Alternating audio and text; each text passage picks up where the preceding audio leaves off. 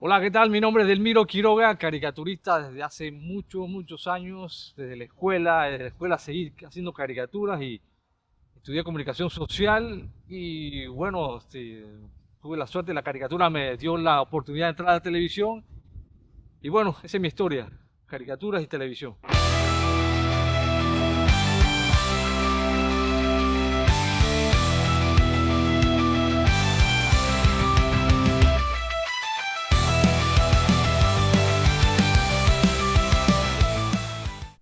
Sí, yo soy caricaturista, me considero caricaturista netamente.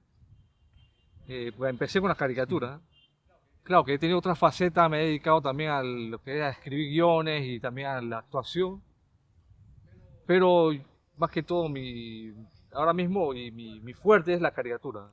Muy bien. Aunque no es lo que más me gusta, te lo juro que me gusta más la actuación que la caricatura. Pero no has podido desarrollar. Pero la actuación no es siempre que tú tienes la oportunidad de hacer actuar, ¿no? Sí, yo con la caricatura la caricatura me abrió las puertas para la televisión. Hubo un tiempo que yo solamente era caricaturista y sí era un emprendimiento. Después decir que la caricatura fue un emprendimiento para mí porque inclusive yo no culminé mi carrera de universidad por hacer caricaturas, porque me estaba yendo también haciendo caricaturas que decidí entonces dejar la universidad. También, bueno, busqué otras excusas, no excusas, sino hubo unos factores que me hicieron decidirme a hacer eso, es porque como estaba trabajando en un medio de comunicación, haciendo caricaturas, yo, yo decía que, bueno, estoy aprendiendo lo que estoy estudiando en la Facultad de Comunicación Social, lo estoy aprendiendo acá en el campo, ¿no? En el medio mismo, ¿no? Y efectivamente, sí, aprendí mucho en el periódico y además de las caricaturas, aprendí a lo que era realmente lo que es la comunicación social, ¿no? El periodismo. Lo atractivo de la televisión era que cada vez era un reto, era como, imagina como un deporte, cada vez que tú te vas a enfrentar a alguien o vas a ir, sientes la adrenalina esa de Así lo es. que vas a hacer algo importante, pues, o algo que te gusta, ¿no? La primera vez que me publicaron una caricatura, yo estaba en el colegio todavía, yo creo que iba del colegio, iba a la casa, almorzaba y de ahí me iba al periódico a hacer caricatura. Yo era más que todo ilustrador. O sea, para mí la diferencia entre ilustrador y caricaturista es el que el ilustrador se basa en un texto o hace un dibujo en base a algo que ya está leyendo, algo, o una guía que le han dado. El caricaturista sí siempre expresa sus ideas. Entonces yo empecé como ilustrador de una sección que se llamaba Barrios de Trifulca.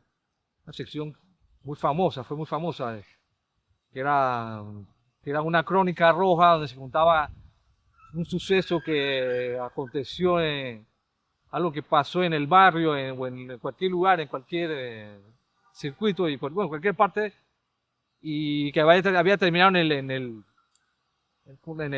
hospital, ¿cómo se llama? En el cuarto de urgencia, el cuarto de urgencia solo.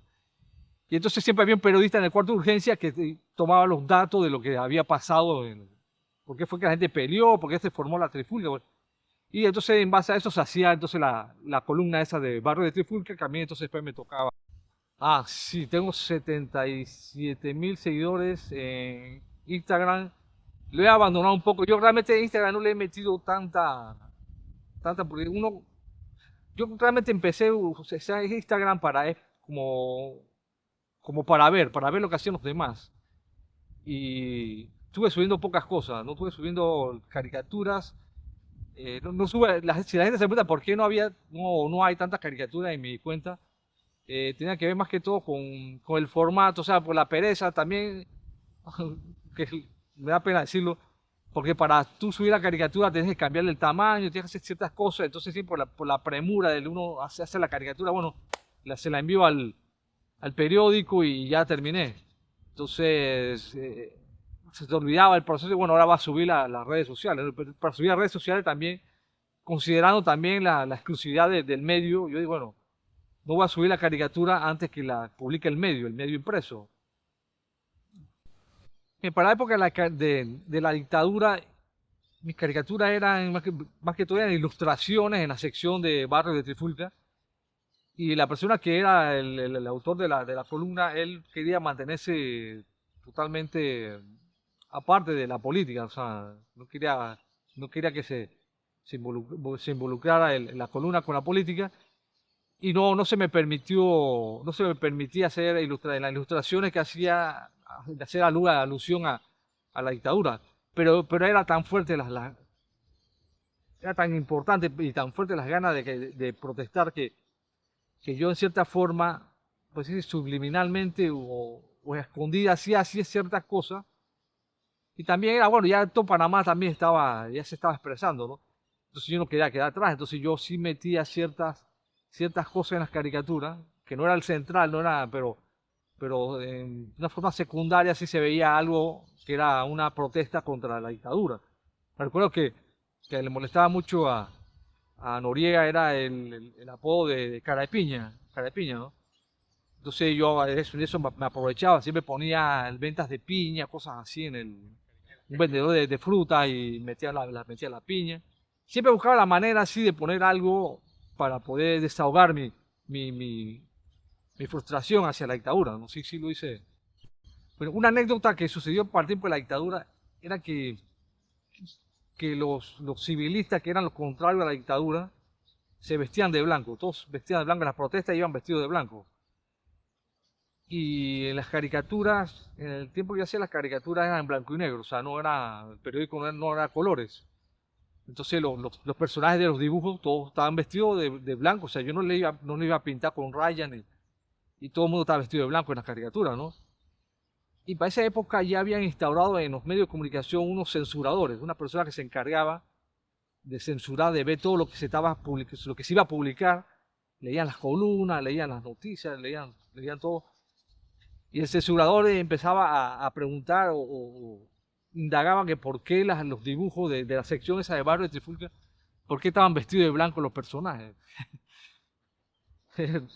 No usó la lógica, ¿no? El periódico es blanco y negro y ¿qué quiere? Que voy a pintar a pintar a la gente de gris o de... Eso es una anécdota. Entonces cayó que ya después de la censura, ya que lo que hizo la dictadura fue que ya cerró totalmente ya los medios, los cerró. Me acuerdo. Todo cerró totalmente. Y, y entonces me tocó hacer caricatura clandestinamente, las caricaturas que circulaban así en las marchas, en las manifestaciones. Sí, ahí claro, ahí sí me desahogaba bastante, ahí sí. Y ahora me pongo a pensar también los riesgos que pasé, o sea, que en ese momento no los vi, que ahora sí los vislumbro, me pongo a analizar que eran cosas que bueno, uno con el ímpetu y de la juventud y de las ganas como decía, la frustración hacia lo que está haciendo la dictadura, uno no miraba consecuencias. Me acuerdo que yo hice una vez una caricatura que era para que circulara en las calles, que era más que todo era como un manual de cómo protestar, cómo hacer que, que para flatear, porque había el hecho de que los sindicatos de transporte estaban apoyando a la dictadura. Entonces los civilistas estaban pidiendo a la gente bueno, que ya que se tomaran medidas como que para flatear los carros, digo, los buses, la llanta de los buses, que pusieran tablas con clavos en las avenidas para que los buses no pudieran pasar, ¿no? Y yo creo que hice una caricatura sobre eso, como un manual de cómo hacer la tabla, poner las tablas, amarrarle un hilo. Cuando va pasando el bus, tú jalabas la tabla con los clavos. Era sedición, realmente si eso ameritaba que te metieran preso. Pero yo no, te lo juro que no miré las consecuencias. Y tuve suerte porque inclusive hasta me tocó llevar los panfletos, tener la fotocopia de eso y repartir un par o dejar un par en los buses. Y repito, suerte no me agarraron. Como la dictadura cerró los medios de comunicación, tuvieron que esperar a que viniera la invasión. Después de la invasión ya vino una reapertura democrática y empezaron ya de una vez a circular ya con toda la libertad los medios de comunicación. Entonces ahí se me dio la oportunidad ya entonces de hacer la caricatura con un mensaje, ¿no? La caricatura después era de caricatura editorial, ¿no? Se me dio la oportunidad. Y también surgió el Camaleón, el famoso semanario de caricatura del Camaleón. Sí. donde ahí también tuve tuve una plataforma así para hacer muchas cosas. Y sí tuve un grato momento con el Camaleón, con el equipo que se formó para ser el Camaleón, que fue inclusive fue el equipo que después, de ahí se derivó las personas que hicieron después, formaron parte de la televisión, del programa de televisión de la Pepa TV y después de La Cáscara. Muchos vinieron de ahí de lo que era el semanario de caricaturas del Camaleón. Tú eras uno de los caricaturistas del Camaleón. Sí, llegué a ser el director del Camaleón. Ok. Yo llegué a ser el director del Camaleón.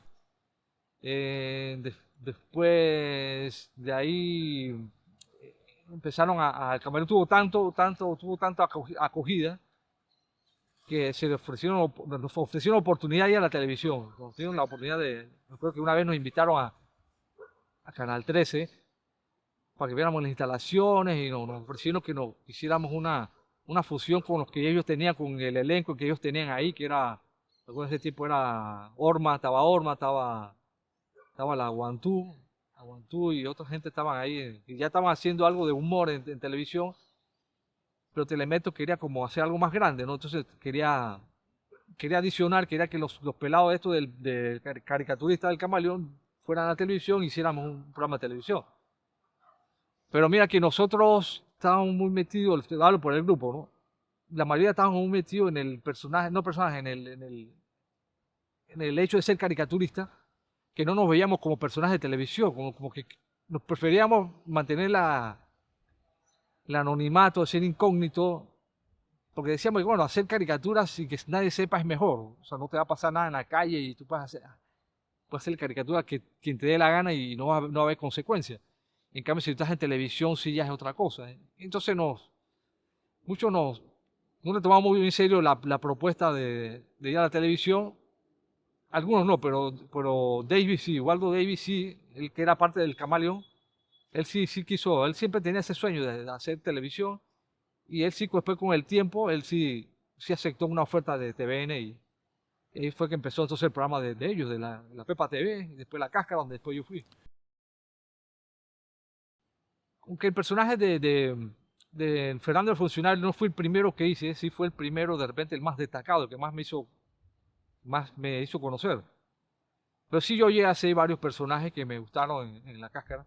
Aunque mira, yo para La Cáscara me acuerdo que me pidieron hacer, la primera vez que me pidieron hacer un personaje en La Cáscara, hacer de español, ser un presentador español.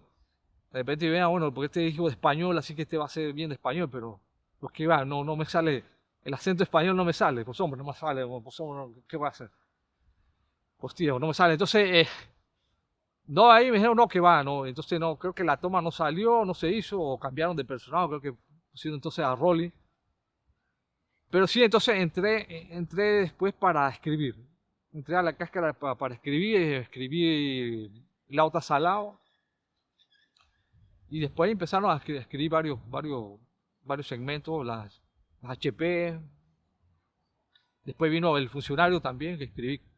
Tú escribías El Funcionario, además de que actuabas. Sí, o sea, que también El Funcionario, no solamente lo escribí yo, hubo gente que me ayudó, había gente que daba ideas. Eso es una cosa, no estaba fijo, ¿no? O sea, no había un formato en cuanto tú te sientas a escribir y das el guión y se lleva al set de grabación y se graba exactamente así como está, sino que siempre se discutía, a veces alguien daba la idea, inclusive hasta Espinosa venía y dijo, "Oye, pasó tal cosa", y bueno, entonces en base a lo que el cuento de Espinosa, entonces se escribía el guión, entonces el proceso para el guión era algo bastante informal, no siempre llevaba la misma manera de escribirse, a veces se escribía sin el final, muchas veces se escribía, pues se tenía una buena historia, pero no se tenía un buen final, como le decíamos, un buen punch, pero se escribía, y bueno, de repente cuando estemos grabando, cuando estemos grabando el sketch del funcionario, sale al final, sale el punch. Y sí, hay muchas maneras de escribir del funcionario. A veces se les pedía a alguien, para hacer específicamente cómo se escribía, por lo general, se buscaba una buena historia. Después se hacía un listado de cosas chistosas sobre esa historia. Hacía un listado. Y después esas cosas chistosas se iban ubicando en el script Sí. Entonces, el listado de las cosas chistosas, por general, no era una sola persona el que lo proporcionaba. Siempre uno iba buscando, una persona aportaba, otro decía. Y uno iba preguntando también.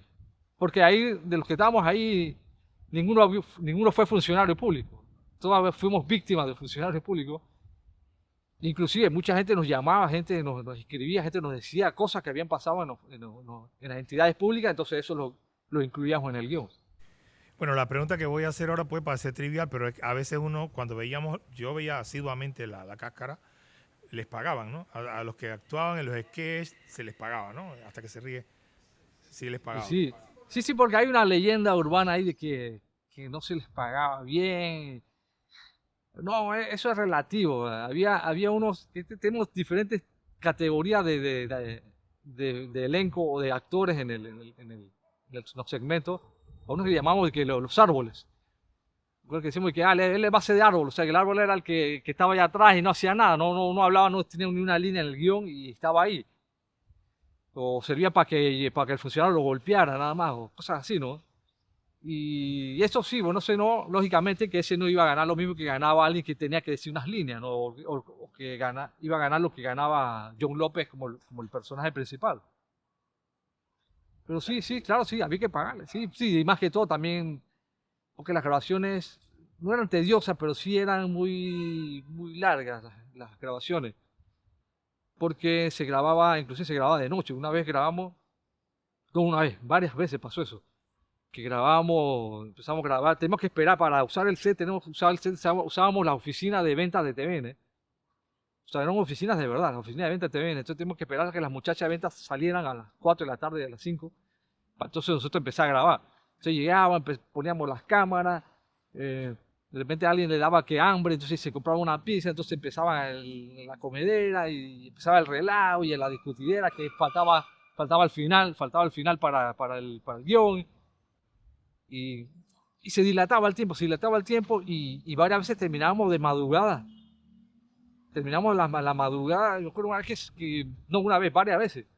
Que salíamos de la oficina y ya se veía el alba, o sea, cuando ya está saliendo el sol, ¿no? En la mañana. Y habíamos grabado, aunque la pasamos bien, porque había mucha camaradería, había mucha amistad, mucho relajo, y bueno, también había momentos álgidos, ¿no? También había el cansancio también a veces, porque por ejemplo, si alguien decía, por ejemplo, John López tenía un diálogo larguísimo, y él lo decía y a veces le costaba, ¿no? Decirlo, y entonces iba encadenado a otra persona y entonces la otra persona fallaba, entonces él tenía que volver a decir todo el guión, y entonces eso frustraba a los actores, ¿no? Pero sí, en resumidas cuentas, se pasaba bien en esas grabaciones, aunque eran largas.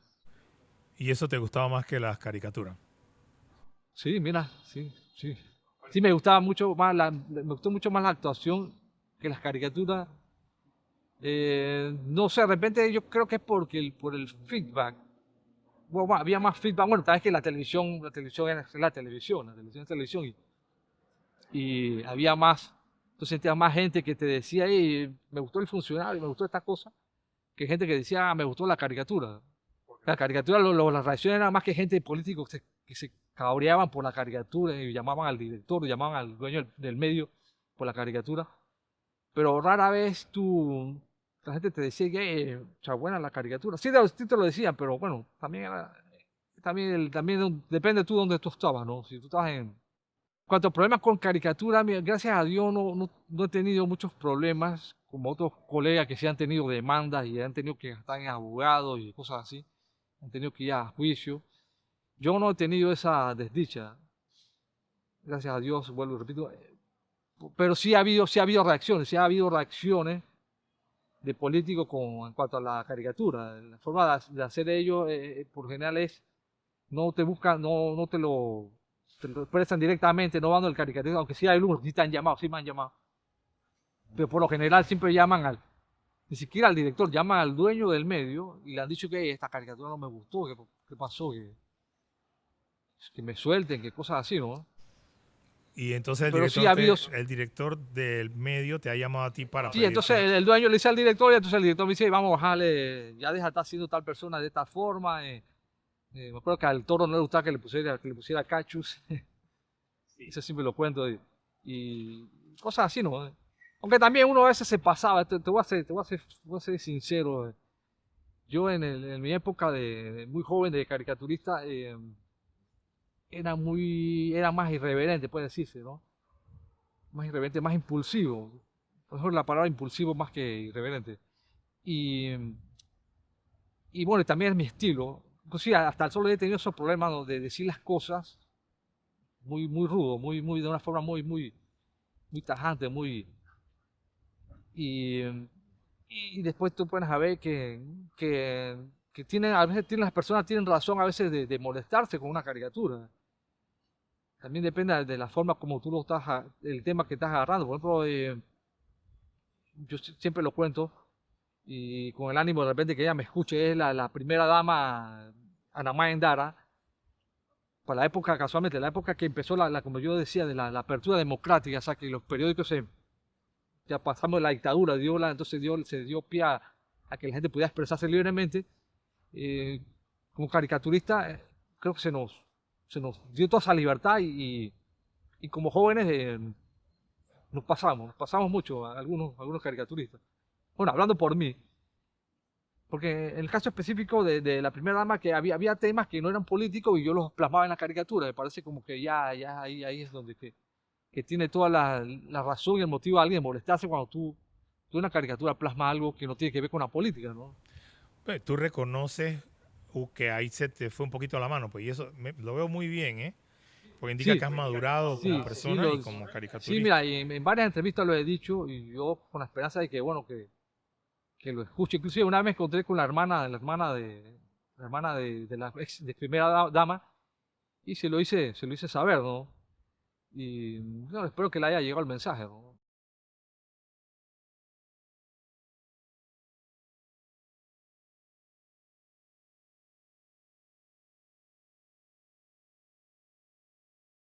Tuve una mala experiencia, que eso sí me, me afectó bastante que me hayan cerrado la cuenta de Twitter por una caricatura, por la circunstancia del hecho de que la caricatura yo no la publiqué en la cuenta de Twitter.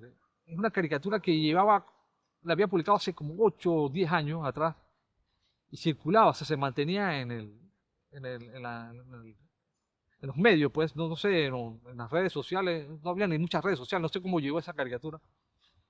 Y alguien entonces la publicó, no sé ni dónde publicó, si circuló por WhatsApp, no sé, no recuerdo, y, y se apagó la lámpara.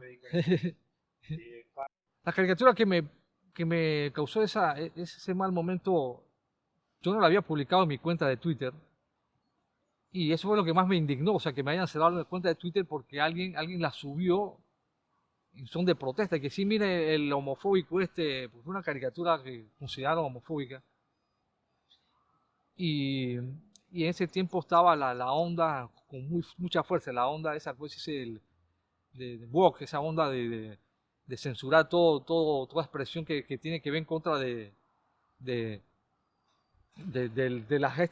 estas corrientes, de ideología, esta ideología de género que hay. Y, y me la cerraron. Inclusive, mira, fue un mal momento, porque así como yo te dije que tuve esa reflexión en cuanto a las caricaturas que yo he hecho en el pasado y que tocaba cosas personales, uno va evolucionando, uno a pesar de la edad, uno siempre va aprendiendo y va cambiando. No me considero que yo sé todo, sino que cada día para mí voy aprendiendo algo. Inclusive hasta mis hijas me enseñan cosas, yo de mis hijas aprendo. Y bueno, en esa época yo iba aprendiendo de que uno no debía ser así y de uno debe ser tolerante, ¿verdad? Con las ideas de otras personas, con, con las ideologías o con las, ¿cómo se dice? Con las corrientes estas género sexuales, bueno, creo que nada más de género, bueno, sí, bueno, estas cuestiones y inclusive yo una vez me puse un suéter y que yo tengo un amigo gay y es verdad, uno tiene amigos, tiene familiares, tiene amigos que son que no son heterosexuales y uno los respeta, los respeta.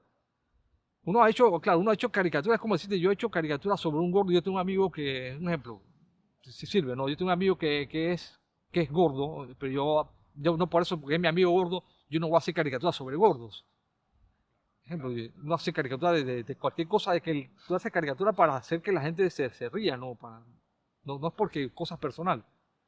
Bueno, en el caso ese de la situación esa de la onda woke, yo estaba como que lo estaba entendiendo en esa época. Y yo estaba cambiando, reflexionando, sí, ¿verdad? Uno tiene que dejar de hacer tantas caricaturas así sobre eso. Y cayó eso, cayó la caricatura que me empezaron. Y entonces empezaron en redes sociales las reacciones, los insultos personales, se metieron con mi mamá, con mis hijas, conmigo, o sea, me destruyeron totalmente.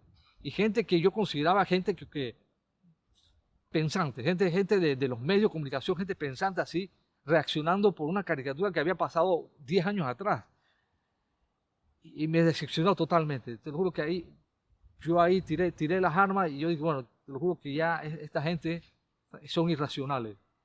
Son irracionales y siempre los voy a mantener. Nunca mantengo el respeto por ellos, pero sé qué clase de personas son, por qué forman, por qué actúan así, por qué se dejan llevar por tanto por la emotividad, por la pasión hacia su situación, no hacia su género, hacia su inclinación, mejor dicho, ¿no?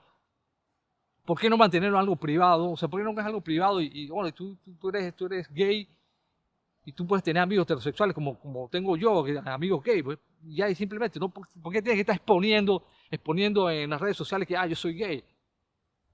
Como si yo en redes sociales yo expusiera todas mis preferencias sexuales, que me gustan las mujeres así, estas. Yo no lo expongo en redes sociales, o sea, no tengo que decirlo. Yo estoy totalmente de acuerdo con lo que estás diciendo. Yo no me llevo bien con la gente del arco iris. A mí me han sancionado, me han multado, me han amenazado también. O sea, ahora, no me estás hablando a mí, ¿no? Lo que estás diciendo es para todo el que te está escuchando, ¿no? Y por eso te he dejado que desahogues, pero yo siento lo mismo y me han hecho sentir igual. Inclusive las amenazas, inclusive han llegado al punto de que una vez fue un grupo de ellos, fue al periódico con el afán de confrontarme, pero ellos no sabían que yo estaba trabajando desde mi casa. Fueron con parafernalia y llevaron disfraces y murga y todas esas cuestiones, preguntando por mí y para reclamarme mi homofobia, entre comillas. Y no contaban que yo no trabajo en el periódico, yo trabajo desde mi casa, ¿no? Y yo digo, ¿por qué tienen que llegar a ese extremo? Entonces, para mí es incomprensible cuando, como te decía, que yo tengo amigos gay, yo les toco el tema y ellos me dicen que realmente esa gente no los representa, no representa, ¿no? Inclusive, de las personas que a mí me sorprendió y me decepcionaron, que muchas eran personas que yo admiraba como dentro de los medios de comunicación, que reaccionaron en contra de la caricatura. Había gente que, como había dicho, gente que yo consideraba pensante, gente objetiva y que entendía lo que es un comunicador. Gente, por ejemplo, una gente de teatro, una gente que si tú haces obra de teatro, tú haces una obra de teatro, tú personificas a una monja sexualmente y personificas a una monja. Yo lo entiendo, yo que soy religioso, soy católico, soy cristiano, para mí, bueno, es normal, es una obra de teatro y ellos tienen derecho a hacer una parodia sobre la iglesia, está bien. Inclusive yo en el Camaleón tuve problemas con la iglesia, con todas las iglesias, tuve problemas con la iglesia católica, tuvimos problemas con la iglesia evangélica, tuvimos no sé la iglesia judía o con la comunidad judía. En ese tiempo la comunidad islámica no era tan preponderante, ¿no? Pero con todos esos grupos sociales tuvimos problemas. ¿Por qué? Porque el Camaleón era de una expresión, o sea, yo era el director, pero yo dejaba que los caricaturistas hicieran lo que quisieran expresarlo. Inclusive yo era parte también de ese grupo, yo expresaba como lo que me venía en la mente, yo lo expresaba. Porque yo veía como que esa es parte de la libertad de expresión, ¿no? Una cosa es que yo directamente me meta con alguien, una persona con nombre y apellido, y otra cosa es que yo haga una parodia sobre un grupo. Sobre un grupo. Para mí eso era permisible. Ya con el tiempo tú estás viendo que eso es lo que es ahora mismo, lo que hay ahora en el ambiente, que ese ambiente de cristal o esa generación de cristal o esa sociedad que están haciendo de que todo tiene que ser políticamente correcto y eso ha permeado en todas partes, inclusive hay empresas que tú quieres hacerle una publicidad y si tú haces algo, dicen que no, pero después se van a quejar tal cosa. Porque una vez hice una publicidad, la filmamos y todo, de un muchacho que personifica a alguien de la etnia Guaymí. Lo hace muy bien y es gracioso, él es gracioso como actor. Hicimos la publicidad esa y después los dueños del comercio que hicimos el comercial dijeron que no, eso después se van a molestar los indígenas, se van a molestar porque estás haciendo el personaje ese. Ve para acá, pero el personaje ya está, ese personaje no es nuevo, ese personaje ya está saliendo en las redes sociales.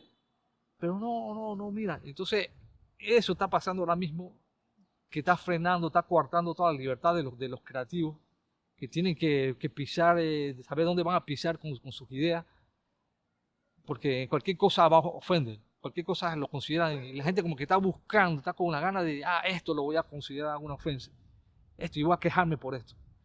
La generación de cristal. Sí, la generación de cristal. Y yo siempre cuento, mira, algo que yo también he contado varias veces, que mi papá es gallego. Mi papá es gallego y hay muchos chistes de gallego. Infinidad de chistes de gallego. Y él, cuando escuchaba los chistes de gallego, mi papá se reía. Chiste de gallego y él se reía. Porque él no era así, él no le da importancia. Y después yo pongo a ver, ¿qué tal si mi papá, él cada vez que veía un chiste de gallego, él se cabreaba y llamaba, ya, ¿por qué? ¿Por qué están sacando chistes? Todos los gallegos no somos así y esto. Pero no era así. Entonces de ahí yo de repente ahí yo veo esa incongruencia, ¿no? Esa incongruencia de por qué unos grupos sí tienen se sienten con todo el derecho de protestar de que ¿Alguna vez te has sentido falta de inspiración? ¿Alguna vez has sentido que ya llega la hora en que tienes que mandar la caricatura y estás que no sabes que no tienes como la idea para hacerla? ¿Te has sentido así? Pedro, lo principal de la caricatura es la idea y eso es lo que más me ha costado. Dibujar es fácil, dibujar es totalmente fácil. Tú puedes hacer un dibujo en 20 minutos. Ya, si es una cara, si tienes que dibujar, caricaturizar un personaje, un político, sí, ya, claro, demora más, ¿no? 45, una hora. Pero tú puedes hacer una caricatura en 15 minutos, si tienes una idea. Pero a veces la idea cuesta sacar la idea, porque la idea depende de veces de muchos factores, depende de la situación, de lo que esté pasando, depende de tus ideas o de tus preferencias o de no preferencias, de la línea del periódico también a veces depende de tu criterio o porque cuesta, por ejemplo, si un tema, te puede ser un tema del seguro social, el tema del seguro social, que todo el mundo está como con la onda de ir en contra de la ley y me han cuestionado de por qué yo abiertamente no soy alguien que está haciendo caricaturas en contra de la ley 462. Yo lo que le digo es que yo no he leído la ley. No he leído la ley, no tengo la oportunidad de leer la ley, así que no sé si la ley es buena o es mala. Entonces yo no me voy a aventurar a hacer algo o formar un criterio en base a porque otra gente en las redes sociales lo dice. Porque así mismo yo puedo decir que yo he escuchado diputados con los cuales yo no simpatizo en cuanto a su corriente política, como son los que eran los de Vamos y los de Otro Camino, pero ellos estaban a favor de la ley. Estuvieron a favor, entonces yo me pongo a ver, si estos diputados, ellos están a favor de la ley es por algo, ¿no? Por algo. Entonces hay que hacer esa tarea de investigar, de ver por qué la gente protesta la ley, qué tiene de malo la ley. Entonces, en base a eso es que uno haría la caricatura. Es parte de la madurez que tú decías, ¿no? Quizás cuando eras mucho más joven te hubieras dejado llevar por la corriente. Es que todo el mundo dice que hay que ir contra la ley y hubieras hecho la caricatura. Ahora tú razonas. O que también se puede hacer, mira, hay una manera también de obtener muchos likes, de tener mucha simpatía, es hacer las caricaturas, o expresarte de la manera que lo hace todo el mundo, o sea, seguir la corriente, a veces decir lo políticamente correcto o a veces decir las cosas que tú escuchas que dice la mayoría o que cree la mayoría. Y ahí sí, entonces tú vas a tener muchos seguidores, tienes mucha gente que te da like, aunque tú no compartes la idea, pero tú tienes, y eso está pasando mucho. Eso la mayoría de los comunicadores sociales ahora mismo están en esa onda, de que ellos dicen lo que dice la mayoría. No importa si la mayoría está equivocada, si la mayoría no se ha informado, la mayoría se están dejando llevar por la emotividad, por la pasión. Y entonces los comunicadores quieren caer bien, entonces dicen lo que dice la mayoría. Quieren rating. Y rating, sí. Sí. La inteligencia artificial para mí es una herramienta que a futuro va a ser muy efectiva, pero siempre va a depender del ingenio o del pensamiento humano. Y como te decía, para mí la caricatura, como decía, dibujar es fácil, puedes dibujar, hacer una caricatura en 15 minutos, pero sacar la idea es lo que cuesta. Igual esto está pasando con la inteligencia artificial, que está depende mucho de lo que llaman los prompts, lo que vas a escribir en el prompt depende mucho. Entonces no sé si llegará un momento en que va a llegar una inteligencia artificial que piense por las personas, sería ya la acabose de la humanidad, yo creo. ¿Tú has pensado en apoyarte en una inteligencia artificial para tus caricaturas? He usado un poco la inteligencia artificial, ciertas cosas como por la premura del tiempo, ¿no? ¿Cuál? Para hacer, bueno, cuando necesito de una manifestación, una ciudad, una cosa así, entonces ahí tú buscas la inteligencia artificial que te hace el arte te lo hace más rápido que tú te pones a estar dibujando edificios y dibujando personas, ¿no? Eso sí, no sabía que te habías apoyado en IA para eso. Bueno, si quieres, ya como para ir cerrando, ¿verdad? Si quieres agregar algo más, comentar algo más, los micrófonos son tuyos, Delmiro. Y bueno, lo que sí quisieras como hablar con los emprendedores de que tú no sabes, el futuro no está escrito en piedra, tú no sabes con qué va a terminar lo que tú piensas que está mal o que empezaste mal o que no está resultando, tú no sabes en qué va a terminar. De repente hay un giro y las cosas terminan mejor. Y sí he escuchado muchos casos de gente que inclusive ha invertido dinero y han perdido mucho dinero y no se han quedado ahí, han seguido y han podido sacar han sacado su empresa por la perseverancia. Esa es la cuestión, la perseverancia. ¿Tú admiras a alguien, a un emprendedor o a otro caricaturista? Caricaturista, a todos mis colegas, sí, todos los admiro, de todos tengo algo que, puedo decir, tengo envidia de la buena, sí, tengo envidia de las buenas, sí, porque muchos tienen ciertas, algunos se destacan en una faceta, algunos agarran mejor cosas que yo quisiera ver, por lo menos hacer un rostro más chistoso, o algunos que sí lo manejan bien, me salen todavía muy reales, muy fotografiados. Hay otros caricaturistas que encuentran fácilmente una palabra jocosa. Hay muchas cosas en todos los caricaturistas que admiro. Por eso yo no me considero el mejor. Como considero parte como de una familia de buenos caricaturistas que hay en Panamá.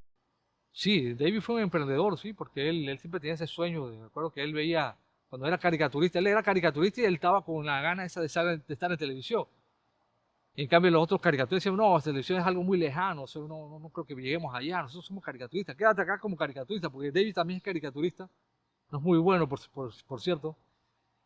Y él decidió dar el paso y le fue muy bien, decidió dar el paso de... Bueno, Delmiro, muchas gracias. Tú eres una celebridad, creo que es la primera vez que entrevistamos a una celebridad como usted. Así que muchas gracias y esperemos que le guste cuando ya vea el trabajo ya terminado, esperemos que le guste. No, gracias a ti, Pedro, gracias a Joaquín.